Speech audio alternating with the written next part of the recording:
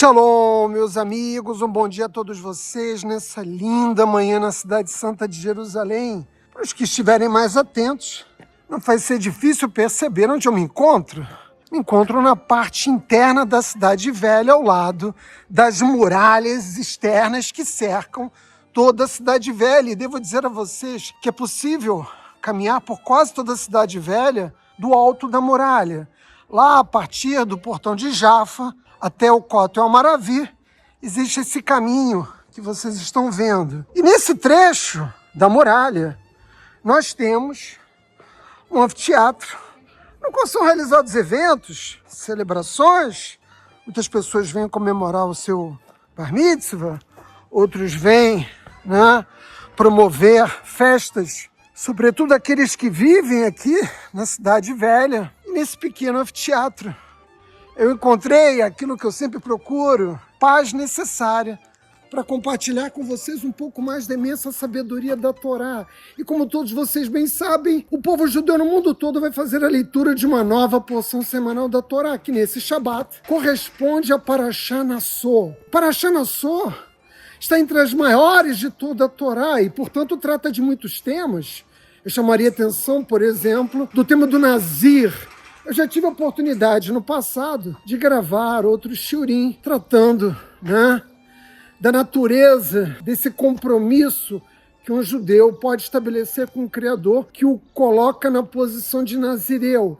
Mas no dia de hoje, eu quero falar sobre a bênção sacerdotal, sobre a bênção dos Koanim. Na Parashá dessa semana, Hashem dá um comando aos Koanim, os descendentes de Aron, a classe sacerdotal do povo judeu, para que eles abençoem os filhos de Israel. E as bênçãos que os Koanim conferem em toda a diáspora, no Shabat e nas grandes celebrações, e aqui em Israel, todos os dias, durante as nossas orações matinais, nos diz, são três, basicamente, essas bênçãos. A primeira diz que o Eterno te abençoe e te guarde. A segunda, que faça resplandecer o Eterno seu rosto sobre ti e te favoreça e te proteja. E finalmente, que tenha o Eterno misericórdia de ti e ponha em ti a paz.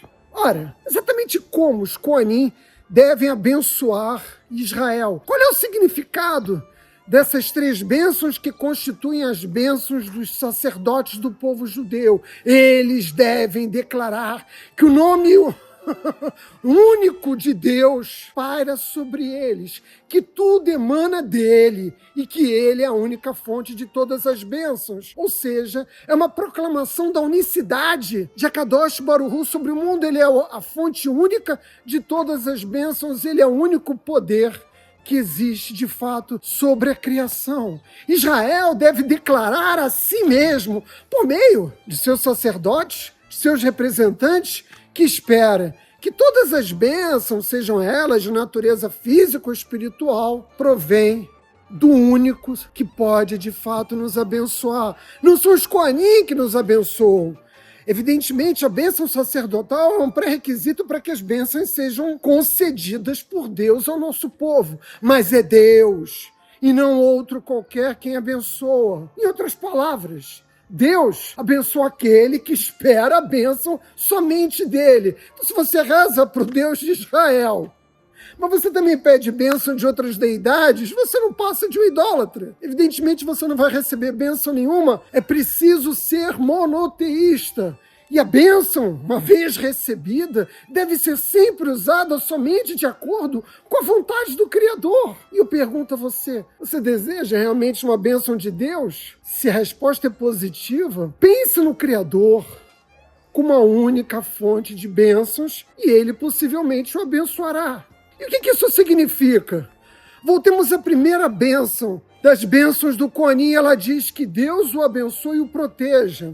Os sábios do povo judeu interpretam essa primeira bênção do conjunto das bênçãos sacerdotais como uma bênção financeira. Ela é um presente financeiro, é parnassá. A riqueza, meus amigos, que vem por outros meios, não são uma bênção de Deus. Você vai perguntar, mas por que meios, Átilas? Por meio da desonestidade. O ladrão, o corrupto, o comerciante vigarista, toda a riqueza que vem por meio da desonestidade não tem a proteção de Deus sobre ela, e no final ela vai acabar sendo perdida. Mas perdida como, Átila? Será perdida, por exemplo, pelo cometimento de doenças ou por outros problemas que esse indivíduo vai encontrar ao longo de sua existência, que vão fazer com que ele perca tudo aquilo que ele amealhou por meios desonestos. E isso é declarado pelo rei Salomão em Provérbios 10, 22. Prestem atenção. Ele nos diz: as bênçãos de Deus trazem riqueza e não trazem tristeza com elas. Ou seja, quando a origem da bênção é a Kadosh Baruch Hu, ela vem com alegria, ela é duradoura. O que aprendemos disso? Me permitam uma breve interrupção para nós já fazermos uma síntese, um resumo fundamental. Em primeiro lugar, nenhuma bênção pode vir da desonestidade. E é por isso que nós, judeus, o tempo todo repetimos como um mantra a ideia de que todo indivíduo, judeu ou não, deve ter uma vida reta. E em segundo lugar, quando sentimos que todas as bênçãos vêm da bênção de Deus, quando nós percebemos que as bênçãos que chegam até nós, de fato, elas descem dos céus como um decreto de misericórdia a cada um de nós, como resultado dos nossos esforços, aí então nós compreendemos que elas não são, de fato, o resultado direto dos nossos esforços, mas, de fato, da proteção e da misericórdia de Deus. Dito de outra forma, tudo nos chega como vontade de Akadosh Baruch Hu. Isso não significa que você deva ficar em casa sentado, sem fazer nada, esperando que as bênçãos cheguem na sua vida. Evidentemente que não, nós jamais preconizaríamos tal aberração. Mas a riqueza, eu insisto mais uma vez, que vem por meio de atividades que Deus não aprova, no final nos trazem tristeza, que é o que o rei Salomão está nos ensinando, justamente em Provérbios. E o Mesilat Yesharim, essa obra monumental da sabedoria judaica, define o cenário existencial como aquele em que o homem se encontra em meio a uma batalha feroz. Nós sabemos como é difícil sobreviver, como é difícil sustentar as nossas famílias e fazê-lo de uma forma a manter a nossa integridade. Mas é preciso entender que todas as questões do mundo, os desafios, as batalhas que nós enfrentamos e tudo que nos chega, sejam decretos bons ou maus, são testes. Riqueza ou pobreza são testes. E eu pergunto a vocês, qual é o teste mais difícil? O da riqueza ou da pobreza? Muitos vão se apressar em dizer, o teste mais difícil é o da pobreza, mas não é o que os sábios do povo judeu atestam. O desafio da riqueza, de fato, é muito mais difícil, embora indiscutivelmente nós clamemos ao Criador muitas vezes, nos teste, Hashem, nos teste para o desafio da riqueza. Todos nós desejamos a riqueza, mas poucos são aqueles que no mundo físico atravessam a existência dotados de riqueza e conseguem vencer esse desafio. Portanto, eu devo dizer aquilo que o senso comum já consagrou no seio das sociedades humanas. Cuidado com aquilo que você deseja. E lembre-se que nossa passagem pelo mundo físico é efêmera. Ela é tão pequena comparada com a eternidade da existência das nossas almas imortais. E o Rovot Levovot, outra obra angular da sabedoria judaica, nos diz que, basicamente, existem 3 razões pelas quais Hashem pode fazer recair a riqueza sobre uma pessoa. Bom, agora eu sei que eu chamei a atenção de vocês, né? Porque a maioria das pessoas que buscam no judaísmo a sua sabedoria estão preocupadas em saber como elas vão se beneficiar das bênçãos do Criador para obter riqueza. Evidentemente que essa forma de pensar é uma forma equivocada, assim como é profundamente equivocada aqueles judeus que procuram atrair as pessoas para a sabedoria da Torá a partir de algo tão pueril. Mas o Rovot Levovot nos ensina quais são as 3 formas que a riqueza pode ser enviada por Akadosh Baruch Hu para o indivíduo. A primeira delas como um teste.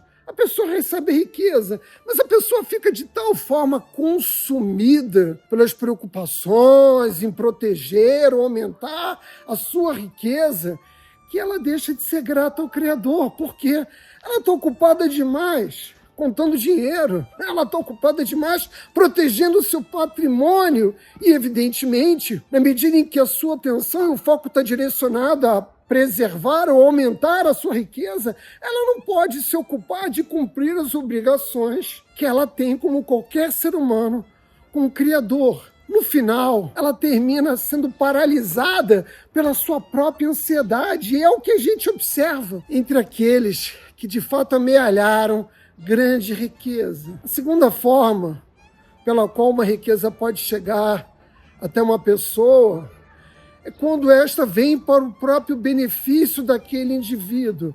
A riqueza nada mais é do que um catalisador para que aquele indivíduo possa cumprir cada vez mais mitzvot.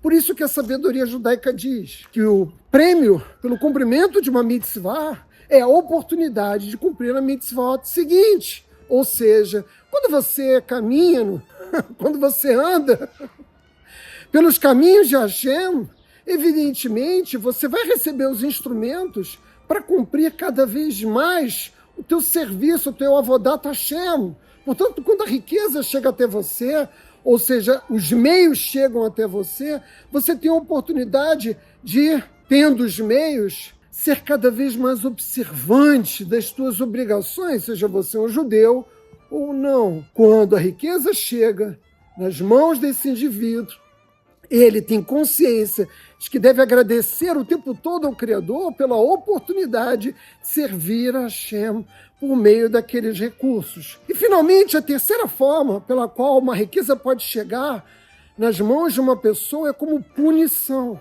Átila, não entendi. Como assim punição? Vejam, esse indivíduo que recebe riqueza, ele acaba por estar tão ocupado, tão entretido com os prazeres que ele pode obter por meio dessa riqueza, que ele, evidentemente, também se esquece de agradecer ao Criador. Ele ignora, inclusive, que a fonte dessa riqueza são as bênçãos de Hashem na vida dele. Ele ignora completamente as suas obrigações com o Criador e, evidentemente, ele não é grato. Eu acho que talvez o melhor exemplo de todos é o da loteria. Uma pessoa que da noite para o dia recebe uma quantidade muito grande de dinheiro sem ter, de fato, feito um esforço real para obter esses recursos. Saibam, evidentemente estou fazendo uma generalização, não significa que toda pessoa que ganha na loteria recebe esses recursos como uma punição. Mas o Ravota Levavot chama a atenção que em muitos casos é assim, e eu estou dando apenas um exemplo. Ou seja, o indivíduo que recebe da noite para o dia uma quantidade muito grande de recursos, ele acaba por turvar a sua capacidade de raciocínio com delírios de grandeza e também com um processo crescente de apetites por coisas materiais. E é por isso que tantas pessoas que ganham na loteria em pouco tempo, elas voltam a se encontrar num estado de pobreza, né? Às vezes até de miséria mesmo, tendo perdido toda aquela riqueza da noite para o dia, porque essa riqueza chegou para essa pessoa como uma forma de punição e não como uma forma de servir melhor ao Criador. Esses indivíduos, por algum tempo, eles têm tudo, mas na verdade eles não têm nada. E eu pergunto a você aí, do outro lado da câmera que me assiste, como é que você quer que a riqueza chegue até você? Como é que você quer que as bênçãos do Criador recaiam na sua vida? Como uma punição, como um teste, ou como uma oportunidade de servir ao Criador em seu avodat Hashem, no serviço divino, de uma forma cada vez mais efetiva? Eu acho que a resposta é evidente. E para isso, o segredo é simples, e eu revelei nessas poucas palavras que eu dirigi a vocês.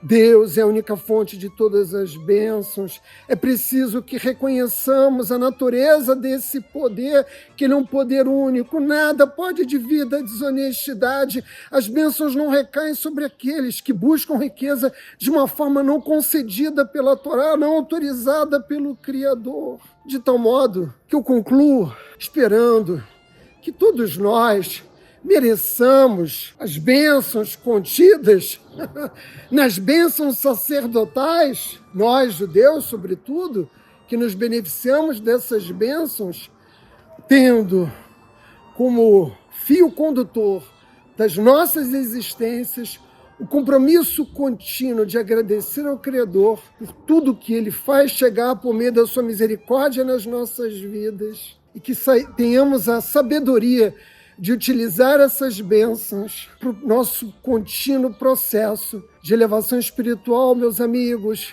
Shabbat Shalom.